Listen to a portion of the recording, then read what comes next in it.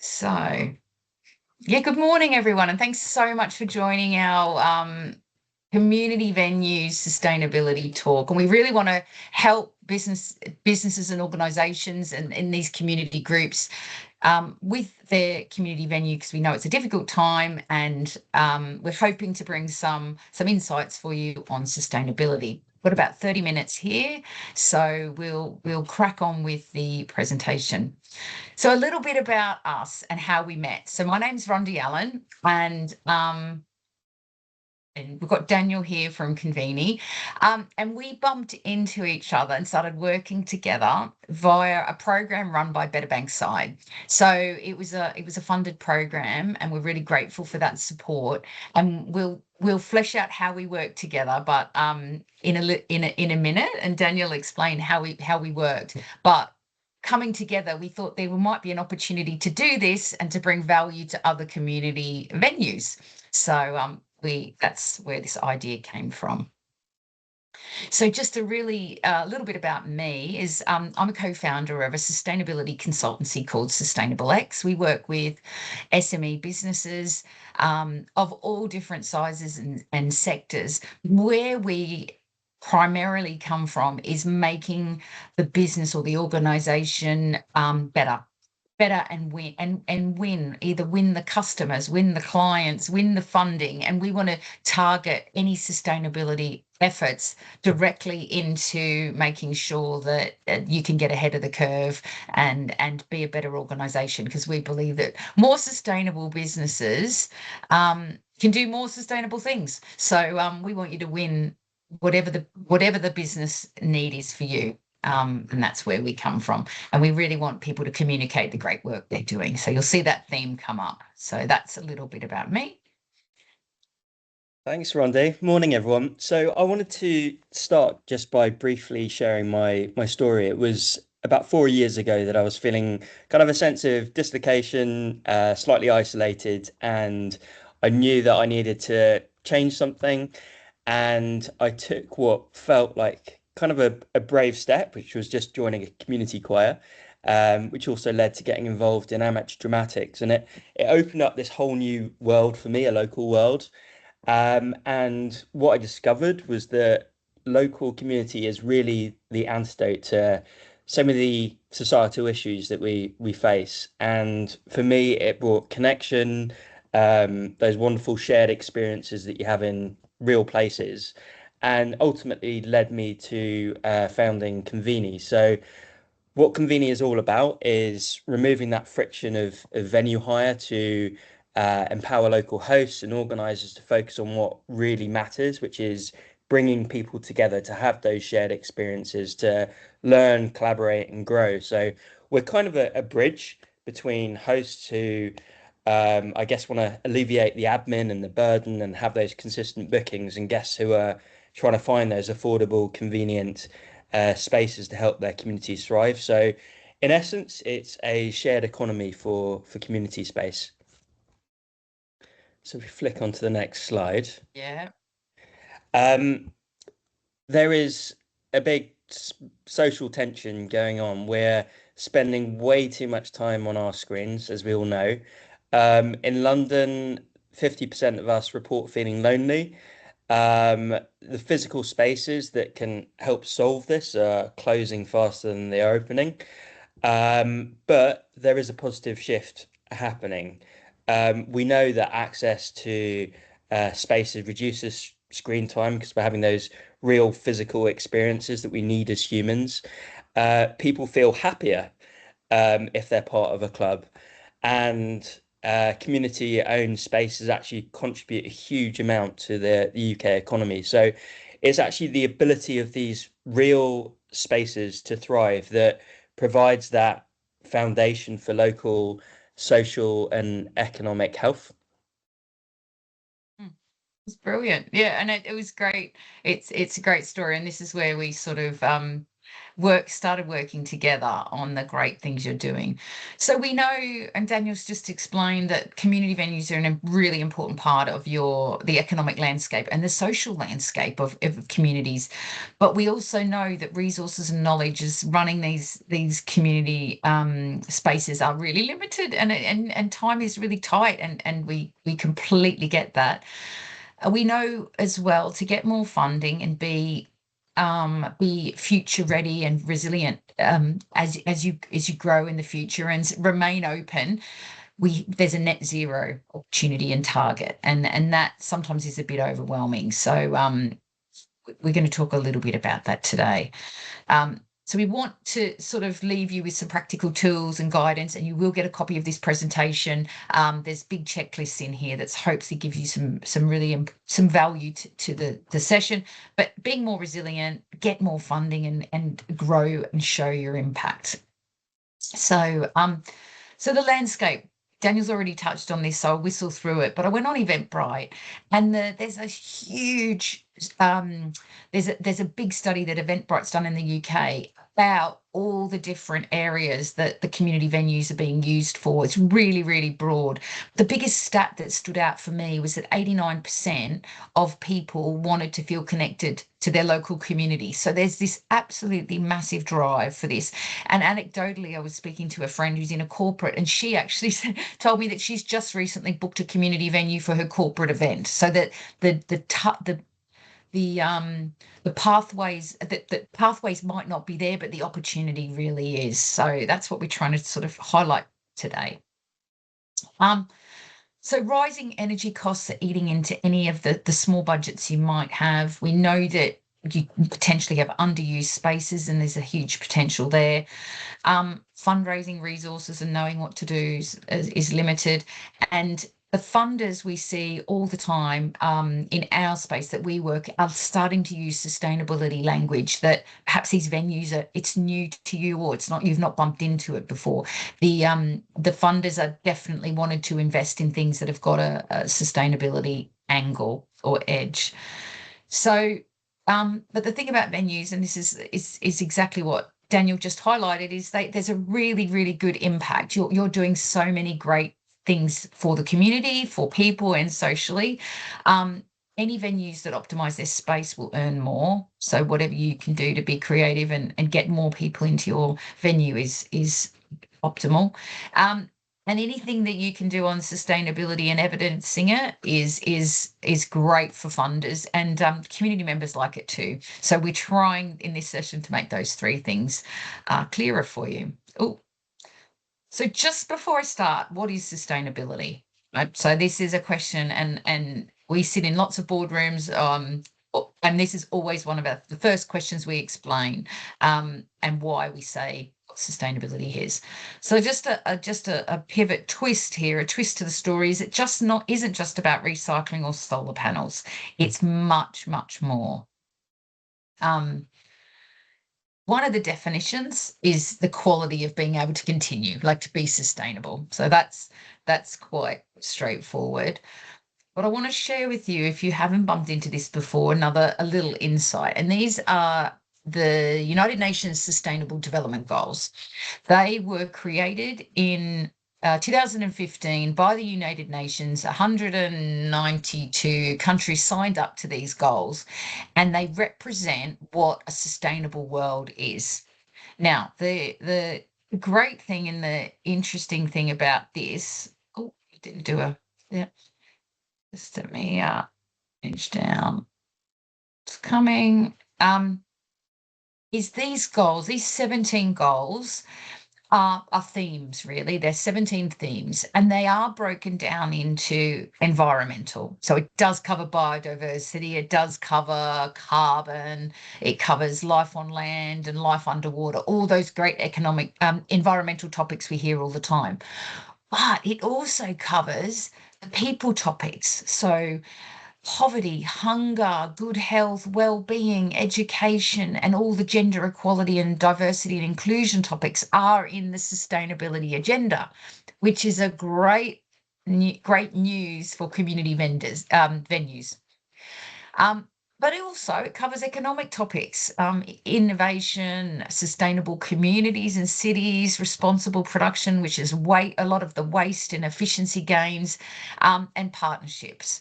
So when we talk about sustainability at Sustainable X, we talk about the big picture and the broader topics in sustainability.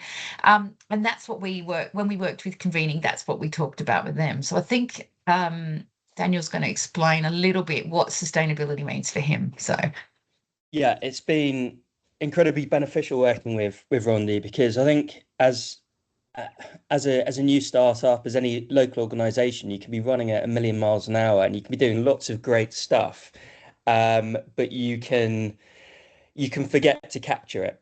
And working with Rondi, we decided actually creating an impact report would be really, really useful, to sort of capture and celebrate what we've done.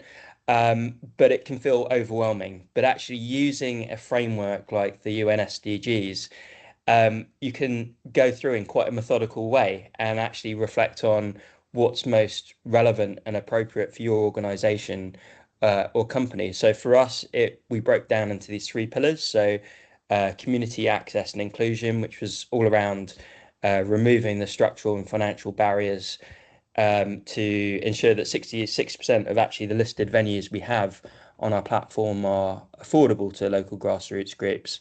The second was around social connection and well-being.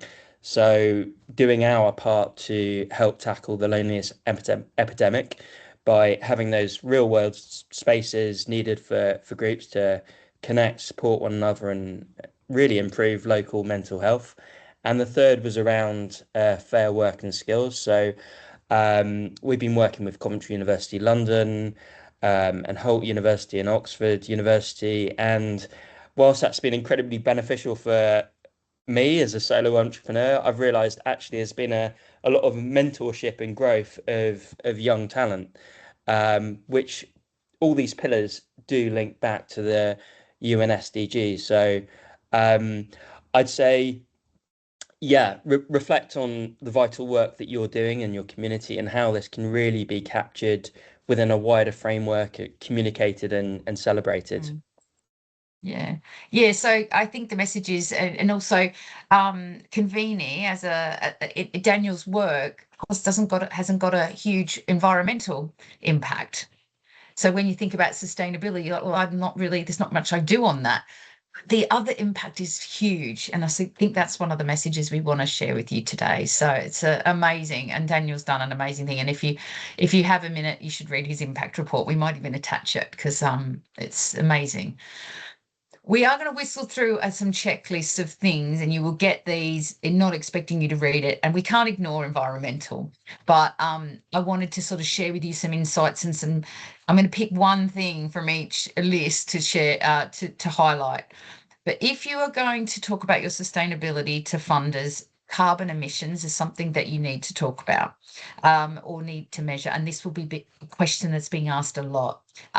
If you save carbon, you save energy. So it is a cost, it does help with cost savings. And one piece of advice we would give is, the SME Climate Hub has a huge amount of resources. It has a free carbon calculator, which anyone can use. And when you submit your carbon and work with the SME Hub, you sign up, you do get the badge to say you're committed. So it is something you can share with your share as a little sign in your venue, share on your website, share with your bookings, and explain your things. So as a really great starting point, log on to the SME Climate Hub and have a look at carbon, and it will just require some simple questions on your power bills and things like that and your kilowatt hours, but it's a great starting point. um but you will get these checklists. Waste, waste, we all know, you will have fantastic waste programs at your sites. Anything you can do, we just don't want wait we don't want to create waste at all. And the end of the day, we want to reuse it. So if there's anything you've got that could go to another home, if you have an example of this might be a community venue we actually worked with. does a lot of sewing groups and quilting groups, and it's got sewing machines all set up. It's in a church hall, but they've got lots of things in the back room, and that's their community. That's one of the things they do, but they get a lot of rags that just can't be made into anything else. So they've found an outlet for that. Even the scrappiest last little bits but go into another use. So anything you can do that avoids anything going into waste, and you're sharing and communicating with your users, that's a key target, would be amazing. And be creative. There's a lot of reuse opportunities out there. Water, obviously anything you can do, but I'm going to lean into the biodiversity. Could you have some pot plants? We work with a venue in London that has put some pollinating plants just outside their building, because it creates insect highways and pollination highways for insects and bees. And even that, and then talk about it with your people, with anyone who cares, is a great anything is great for the environment. So don't underestimate these small steps, and don't underestimate communicating what you're doing with individuals, because the more you can communicate, the better, and you share with others. These are the ones I want to dig into a little bit more. And venue travel. In a carbon footprint, not only do you normally include in a very accurate and disciplined carbon footprint, you need to include all of your scope 3 emissions, which includes travel to your venue, travel of commuting of your employees. And often this is a bigger part of the carbon footprint than your electricity bill. And that sounds so contrary to what we would believe. So anything you can do to share with your participants how they can get to you by public transport. If you have bike racks there, they cycle to your place. Anything that you can share and communicate, you'll be reducing carbon and therefore having a positive environmental impact. Some people like to gamify this, so they like to put little quiz, like a little target to say, we want to have 100 people cycle to our venue this year, or something like that, and set these little targets and keep a temperature check. But anything you can measure and manage is fantastic. Transport is a huge challenge on the environmental front, so any active communication, brilliant. Education and awareness. What I want to call out is education hours, and anything you do educating people is big. It is one of the 17 United Nations Sustainable Development Goals. We need to educate people. So anything you can communicate and make commitments. Now, this might be anything from we want to hold 20% of the events that we held in our business have an education element, or it could be that we're not handing out leaflets, but you're supporting individuals to we run an education campaign on sustainability topics, one a month in our newsletter. We have a did you know piece in there, and we're committed to that, to give a tip or a trick that someone could do something better at home. Or you're putting a commitment up there. Any commitments you can make. We want to be net zero by 2030, or we want to raise enough money to put solar panels in by 2028, or put some commitments out there, and you'll have the community behind you. They know what you're working towards. So it's a big one on the social side. Social impact. This is really where Conveenie has talked a lot about their social impact, and Daniel's education hours is something you really should read in his impact report. For a one man band and a solo entrepreneur, he's given back 2,000. He's supported on the social side. Was it 2,600 hours of Yes. training? as one person has just offered opportunities for interns and apprentices and given them these real world skills that they can go on and use. So anything you can do in terms of, but your social impact will be on well-being, on accessibility, anything measured, recorded is great. But one thing that we find is often quite interesting is people don't get a lot of feedback from their community or their members. And if you could do a short survey and find out what your users, your funders, your volunteers, what they actually care about, then you can focus your activities towards that. And this is even in big corporates. People don't ask what anybody cares about. So we were just at a business in the last couple of weeks, and we did say to them, are your customers, do they care about sustainability, and do they care about sustainability topics? And they literally scratched their head and didn't know. And they've got 500 employees. They're a really big company. So anything you can do to ask and access, and then you can even report on it and say, well, we know that 15%, 20%, 50% care about these things, and that's why we're going to tackle these topics. In terms of economic or purchases, I'm sorry, in the economic section, do you have a policy that means that you really try and focus on your eco-friendly products? Even even if you buy on Amazon, really recently I found in the background there's a flag that on your business account or even your personal account you can change a setting to say, I want this more sustainable products to be flagged first.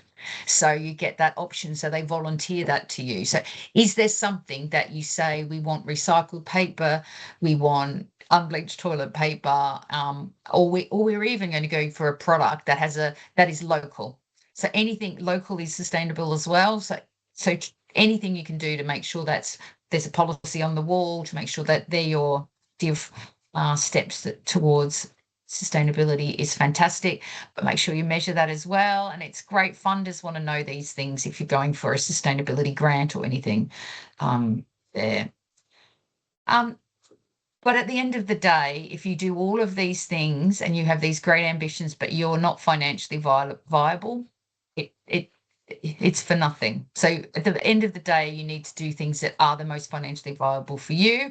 So we've been talking a lot of things about cost and changing initiatives or working, but platforms like Conveenie are really important to keep your top line and the revenue coming and keeping your going. So you need to maintain financial stability. And so we're definitely not in the business of promoting that please go and buy every single thing that's environmentally friendly if that's going to put you out of business from doing all the great social and community work that you're doing. So that's a clear message from us, is the importance of maintaining you as a community venue. So that is simple actions you can take today, and there's a really important need for this, is make the invisible visible. These are things you are already doing. You're absolutely doing great things, and you're always doing more than you are thinking.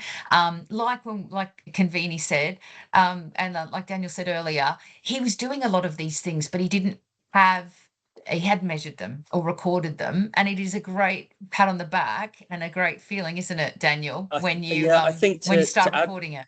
yeah, I think to add to that, we can be hesitant or maybe shy because perhaps fear of greenwashing. But if it's good to capture, in an accurate way, and have those big numbers that you can feel proud of and that you can feel confident of sharing. Because, like Rondi says, funders are looking for those numbers, and if you can communicate them more effectively, it means that you can stand out for the right reasons.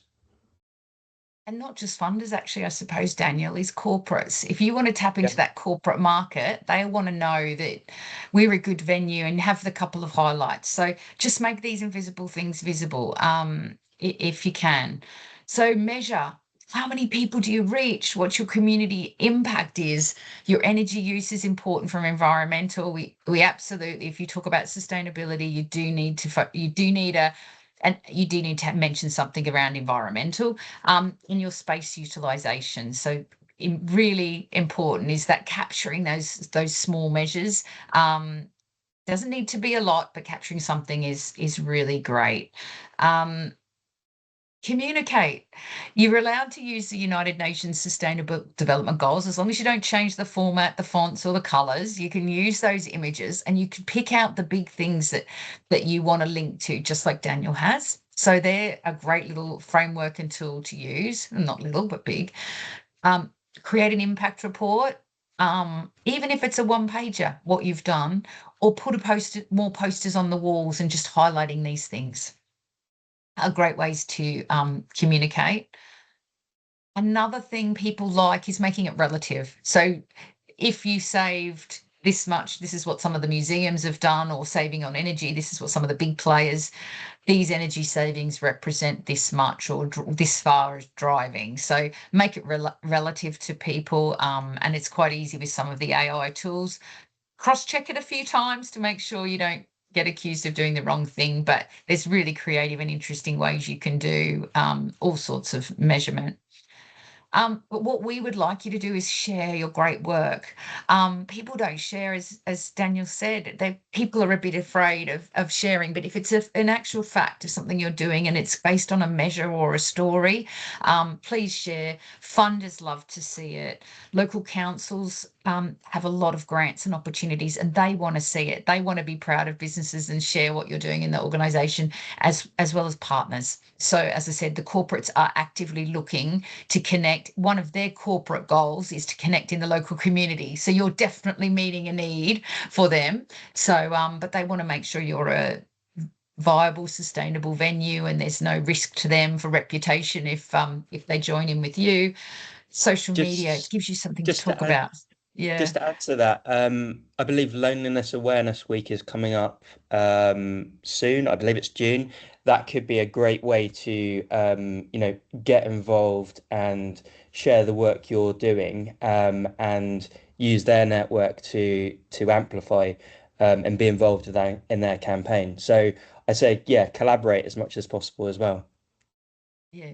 Yeah, and ask the question. There's no downside to asking. We've got so many stories which we'll talk about. We could go on all day about just asking the question of the local council. Do you have a sustainability fund? We're trying to work on our sustainability. We care about National Loneliness Week. Can we join in? It's all those things. Obviously, takes time, but the simple questions, you don't know what doors they might open. And let your community members know what you're doing, because there will be great things. So a couple of funding opportunities that we know about, and we know, but they are asking some of these questions. So, and we'll talk about the questions. National Lottery Community Fund, ongoing, huge amount of money there. You lots going on, but we'd love you to be ahead of the curve and have some of these topics when they ask them in their application. Some of these topics sorted out before you even go. And if you have a bank of answers and questions and are working on it, these questions as they come and go, they'll as these funds come and go, you'll have that bank and ready to go. Sport England also has a lot of grants and pledges for funding for community groups. It's ongoing as well, so that's great, and it doesn't just work with. It's anything on movement, and it's more broad than Sport England. This is fantastic. A lot of trusts and foundations are supporting local communities. And if you haven't bumped into this one, as has got a fund at the moment, but it does finish soon, like tomorrow or next week. So something. So but keep an eye out for that. And there's a lot of searches you can do on trust funds. But there I see a lot of movement on the community spaces specifically. So yeah, and they want things to share about and shout about. So this is a great fund. Um, and then there is a website that sorts, and I'll send this through in the PDF, and you'll be able to link through on it. apply for community funding. So put your postcode in and it'll tell you anything that's in your area for funding for your organisation. But local councils are increasing these sustainability type questions from once upon a time to 10% to 20%. And we've even seen as high as 30% of the waiting on funding. So anything you can do on that, you'll get ahead of, get in front of the line for some of this great funding. So 7 questions they could ask, and I'll whistle through that, is why does your venue matter? What problem are you solving? Who benefits and how many? To numbers and impact, and very heavy on the social. What difference does it make? This will be really important to have your surveys done, because then you've got key evidence. Why you? Because I'm a sustainable venue and we've got plans in place to be even more economical viable. How will the funding be used? You'll know where you need support and funding. How will you measure success? Well, you already have measures in and you can set some targets. So this is a great way, a great pre-answer, because you'll have things defined. And how will it continue? Is there a plan beyond the grant? So just FYI, these are things that we've seen and we support businesses with. So what would be your next step? So wrapping up now and nearly ready for questions. Write an impact sentence or statement. What impact? Maybe using the United Nations Sustainable Development Goals. Think about which handful of goals, 3 goals are really important to you, or 4 goals, or 4 of those topics that you could really think about. What evidence could you provide? Your energy bills and research grants, any energy grants that you need, you will have to do a carbon footprint. So look at the SME Climate Hub. I know that link's in the chat there. Think about Conveenie to list your space as an option. Okay. Collect simple data. As we said, we're all about measures here, and think about the funding questions. So that's us wrapping up. My contact details are here. If you ever have any questions, 100%, no strings attached. I'm really happy to help. And Daniel's email's here as well. But I will close out for today. I think we've just taken slightly over half an hour, but we will be here for questions. So thank you very much. I'll stop the recording and look forward to any questions. Please turn cameras on. And let me know if you let either of us know if you have any comments or questions, and we'll send out a copy of this with the deck shortly. So I'll turn off the recording, and thank you so much for your time.